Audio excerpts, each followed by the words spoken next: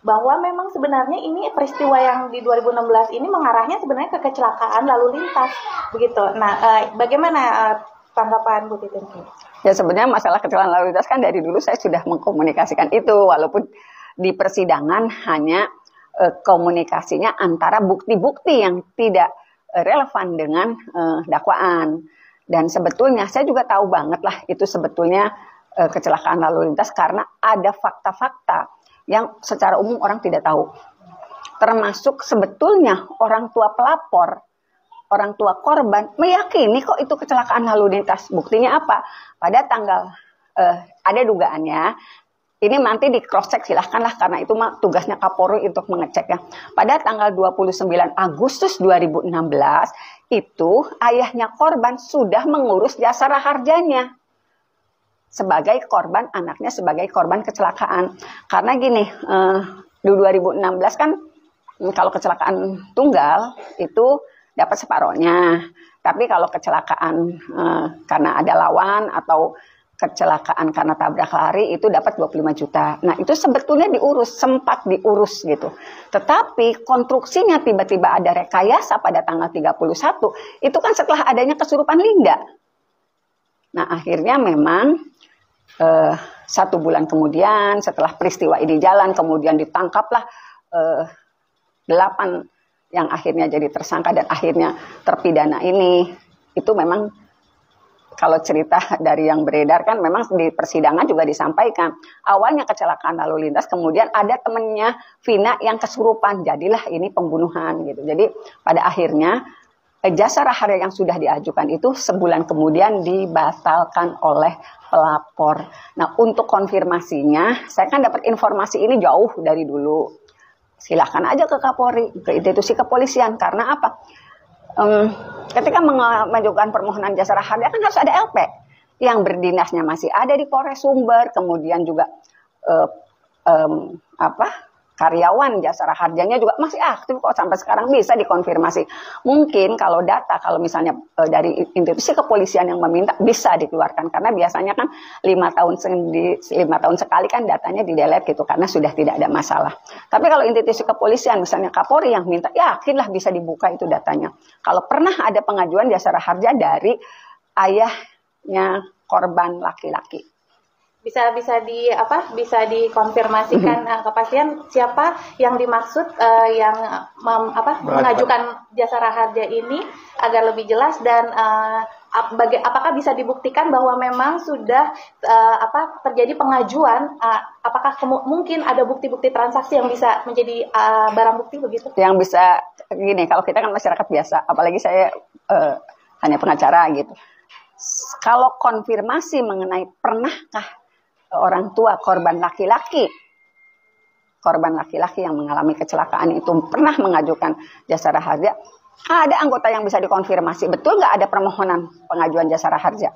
Ada karyawan yang masih jasa raharja yang menerima berkas penuh itu ada. Silahkan, cuman mungkin untuk orang awam agak sulit ya membuktikannya. Jadi ini diperlukan instruksi Kapolri untuk mencari kebenaran mengenai informasi ini. Karena sebetulnya ini informasinya betul. Hanya kan kalau kita orang umum nggak bisa nyari gitu. Silahkan Bapak Kapolri atau tim sus Kapolrinya lah. Karena kelihatannya sih sudah terkonfirmasi kalau menurut saya gitu. Nggak mungkin lah informasi sebesar ini nggak sampai ke Kapolri, nggak mungkin. Berarti bisa disimpulkan bahwa pada saat kejadian sebenarnya orang tua dari korban laki-laki ini berarti yang dimaksud adalah Bapak Rudiana, yeah. Betul ya? Yeah. Bahwa Rudiana sudah meyakini bahwa anaknya meninggal kecelakaan, yeah. Sehingga akhirnya mengajukan jasa raharja ini, yeah. Betul seperti itu kesimpulannya? Yeah, betul seperti itu kesimpulannya. Jadi kalau pada akhirnya berubah menjadi pembunuhan dan pemerkosaan dan mengakibatkan 8 terpidana, yaitu karena adanya kesurupan. Boleh disebutkan bahwa kesimpulannya seperti apa, Bu? Seperti yang tadi itu. Bahwa memang kesimpulannya adalah berarti? Ya, kesimpulannya ya seperti yang disampaikan di persidangan PK lah. Penelusuran, bahwa investigasi ayah korban ayah korban meyakini kecelakaan karena Akhirnya Rudiana mengakui kalau kejadian 8 tahun lalu itu, tepatnya pada tahun 2016, itu adalah kecelakaan, guys.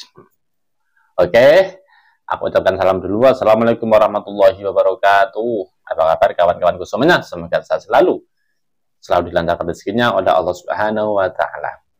Jadi dari keterangan Bu Titin menduga juga ya, menduga sekaligus berpendapat kalau si Rudiana ini mengakui kejadian pada tahun 2016 itu adalah kecelakaan. Jadi mengakui ya, buktinya apa? Buktinya diduga ya, Rudiana ini mengajukan asuransi kecelakaan. Jadi kalau kecelakaan itu ada asuransinya, guys.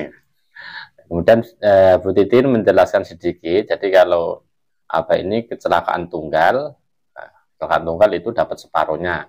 Kalau kecelakaan ada lawan itu ada dapat 25 juta. Lumayan juga, guys. Tapi ya kalau bisa jangan sampai kecelakaan ya. Ya kita berdoa semoga kita dalam berkendara di jalan kita diberi keselamatan oleh Allah Subhanahu wa Ta'ala. Ini sekedar informasi aja nah, tapi benar atau tidaknya wallahu a'lam, benar nggak tahu juga. Jadi kalau kecelakaan ada lam itu 25 juta, tapi kalau kecelakaan tunggal dapat separuh, itu separuh dari 25. Berarti berapa itu? 12.500.000 ya. Nah, kemudian setelah ada peristiwa kesurupan Linda, jadi Rudiana sudah mengajukan asuransi kecelakaan. Nah, setelah itu ada kesurupan Linda. Nah, ini kesurupan Linda ini sudah silang pendapat sana sini. Ada yang mengatakan 3 hari setelah kejadian, ada yang mengatakan 30 hari, ya aneh-aneh. Nggak tahu juga. Setelah adanya peristiwa kesurupan, yang mana kesurupan tersebut mengarahnya peristiwa itu adalah pembunuhan. Akhirnya pengajuan asuransi kecelakaan dari Rudiana itu dibatalkan oleh Rudiana sendiri. Begitu, guys. Artinya jadi Rudiana itu ya kalau sudah mengajukan asuransi kecelakaan berarti kan mengakui bahwasanya kejadian itu adalah kecelakaan. Itu ini masih dugaan, guys ya. Jadi kabar-kabar yang terhembus itu semacam itu. Ini diduga. Ingat, diduga, masih diduga. Nah, adapun untuk mengkonfirmasi apakah itu benar kalau Rudiana ini mengajukan asuransi, pernah mengajukan asuransi kecelakaan. Nah, maka langsung aja di cross check, dicari di kepolisian. Otomatis kan datanya ada tuh. Meskipun sudah dibatalkan kan. Meskipun sudah dibatalkan, otomatis kan pengajuannya, catatannya otomatis masih ada dong. Pasti masih ada. Maka kalau Bu Titin nggak bisa membuktikan kan gitu kan, karena ya bukan hak juga sih. Tapi yang jelas ada orang yang bisa tembus ke kepolisian yang menangani hal itu. Ada nggak Rudiana itu mengajukan asuransi kecelakaan? Nah, kalau ada yang menemukan, maksudnya yang bisa menembus ke situ, wah ini akan lebih tambah terang lagi, guys, kasus ini, guys. Semoga aja ada yang datang ke kepolisian menunjukkan, meminta konfirmasi apakah benar, kemudian ditunjukkan dengan catatan-catatannya kan, bukti transaksinya. Nah, kalau ada kan pasti ini lebih terang lagi kasus ini. Gimana, guys, menurut kalian, guys? Masuk nggak? Masuk. Mungkin kalau netizen pengen langsung ke polisi nanya itu boleh-boleh aja, nanti ditunjukkan aja ya.